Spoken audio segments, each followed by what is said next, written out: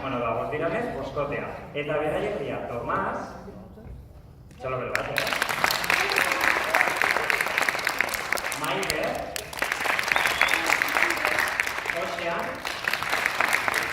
Imanol, eta Amaia. Bueno, eta esaten bezala, familia ditzen zaio. Eta zeratik ditzen zaio familia, arizko instrumentuen familia. Da instrumentu guztiak oso antzekoak dira dago, ez da? A ber, denek dakate burutxoa. Bai? Denek dakate burutxoa. Guk bezala. Denek dakate lepoa. Guk ere badakago ez. Denek dakate gorputza izango litzatekena edo erresonantzia kaxa egiten. Erresonantzia kaxa egiten da soinua handitu, amplifikatu. Bai?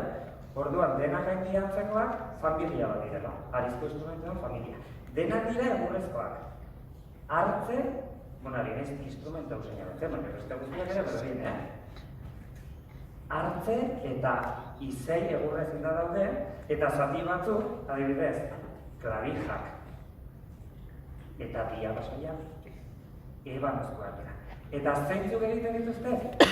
Lutier izeneko artista batzuk. Pentsa zer lana, hartu egurra, landu, dena ondo jarri, lutierrek egiten dute dira. Bai? Eta zuzen oso arrontitxoa.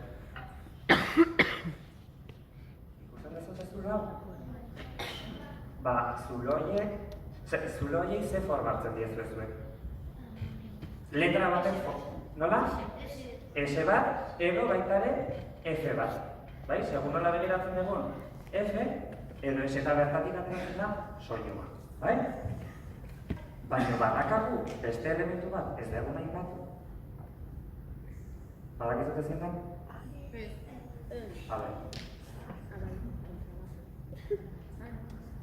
Norbaitek badaki nola izena du? A ber? Arkua, oso ondo. Eta zer ez dira dago? Seguro zaudete? A ber, ikusiko dugu. Hemen, begira, torloiu bat dauka, askatuko dugu, eta ea ze pasatzen da, Bai, ez da, egia da. Orduan, entzun dugu hori egia da. Zatia buztan ezin da.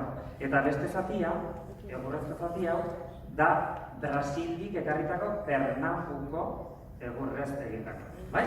Bueno, eta ja, pixka bat ezagutu ditugula instrumentuak,